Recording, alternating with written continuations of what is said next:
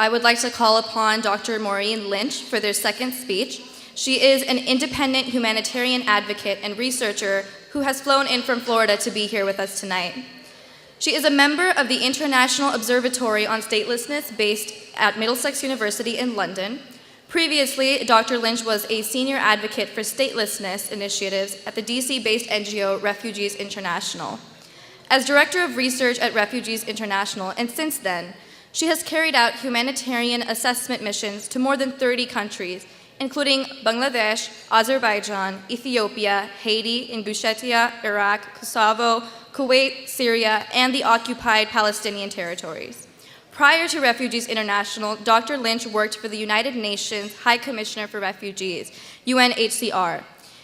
She is co-editor of Statelessness and Citizenship, a comparative study on the benefits of nationality. Please join me in welcoming her to the podium.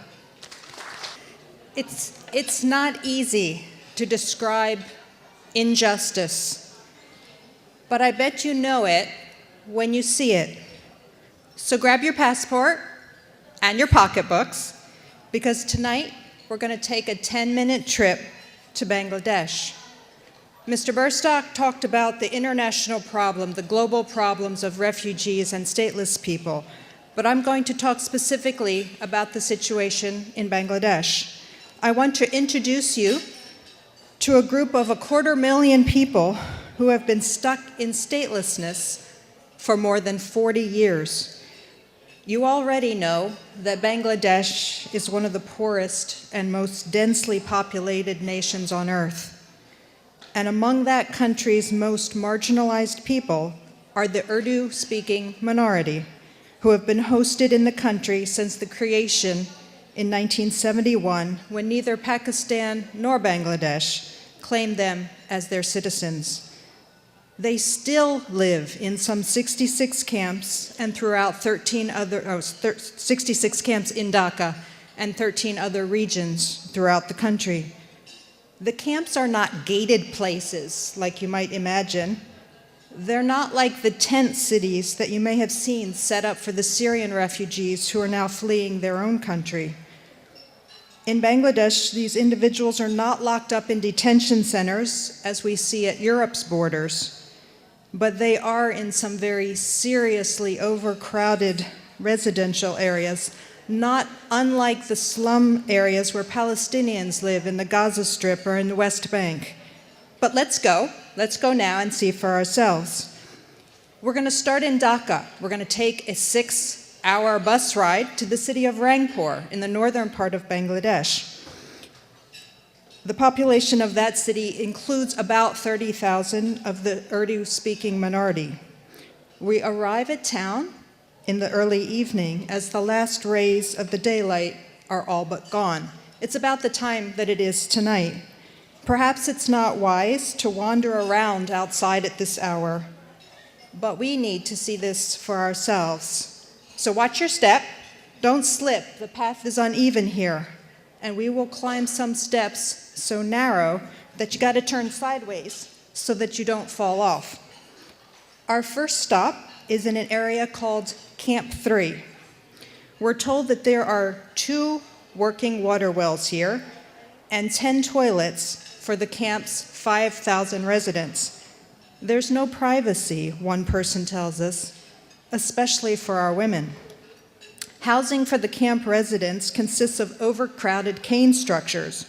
A dozen or more family members sleep in a room no larger than 8 by 10 feet, so about the space of these table and chairs, a dozen people.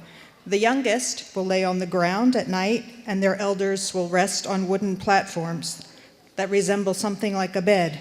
All the cooking and all the other life activities also take place in this small space.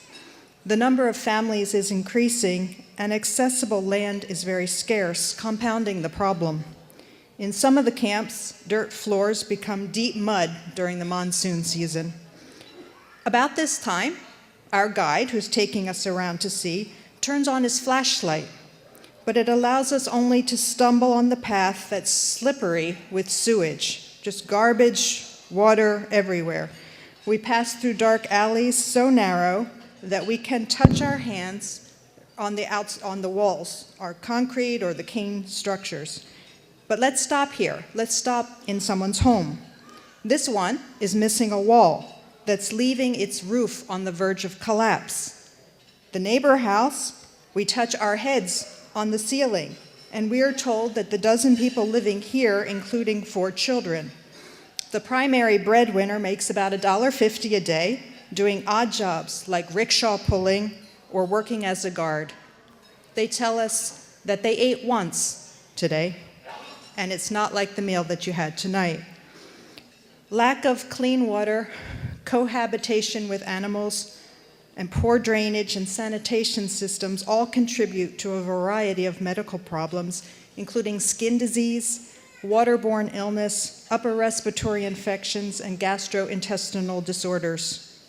Outside the doorway of this home, we meet a young man with leprosy. His fingertips are red with blood and white with pus. A few steps later, there's a man with a dreadfully swollen stomach and intestines who appears. We witness firsthand the uncounted medical needs left untreated because there's no clinic in this community. Few individuals have the funds to seek help that's necessary, or they can't get outside the camp to do that. At another camp, we meet a mother with a blind son who tells us that living this way is not the issue, identity is the issue. Without it, she says, how can we survive? So as we leave the dark exterior walkway and enter a pitch black room, someone lights a candle and reveals the figure of 2 terrified young girls wearing rags. Their father can't afford to marry them, and they will face a life of borrowing and begging. Lack of education is one of the primary problems, and it destines many of these young people to a lifetime of poverty. Schools have been closed for lack of funding, teachers go unpaid, students study in shifts, and books are hard to come by. At one camp, only 1 in 6 children attend school, and that's only at the primary level. For today's generation, Bangladesh is the only home these Urdu-speaking youth have ever known. Thanks in large part to pro bono attorneys and the young men who were willing to test their case for citizenship, court rulings, as mentioned earlier tonight, in 2003 and 2008, have asserted their right to a nationality in Bangladesh. But the durable solutions for this group are 40 years overdue. Integration with the communities, their local communities, is slow and it's costly.